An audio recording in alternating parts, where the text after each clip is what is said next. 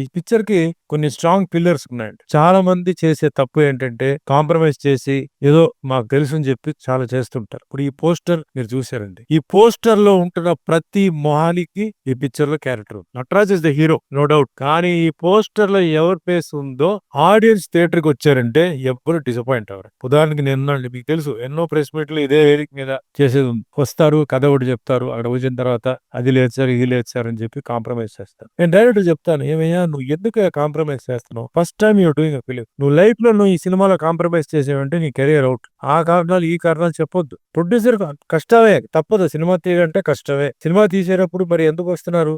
ఖర్చు పెట్టాలి. ఎక్కడ ఖర్చు పెట్టాలో అక్కడ ఖర్చు పెట్టాలి. నువ్వు ఖర్చు పెట్టాల్సిన చోట అంతా కాంప్రమైజ్ చేస్తే ఇంకేముంది? ఇంకా సరే నీ ఇష్టం. ఎందుకంటే మేము వస్తాం, మా పనులు చేసుకుంటాం, మేము డబ్బులు తీసుకొని వెళ్ళిపోతాం. ఇప్పుడు మునుగుతున్న వాళ్ళని మనం బయట లాగొచ్చుకొని లేదు నేను మునుగుతానంటే ఏం చేస్తామండి? అట్లా జరిగింది. కానీ ఇక్కడ ఆయన ఆ విషయంలో 200% కాంప్రమైజ్ చేయలేదని ఆయన వెయిట్ చేశారు, ఆర్టిస్టులు పెట్టారు. ఈ రోజు సినిమా చూస్తున్నప్పుడు అద్భుతంగా ఉంది వాళ్ళ పెర్ఫార్మెన్స్. ప్రతి ఒక్కరు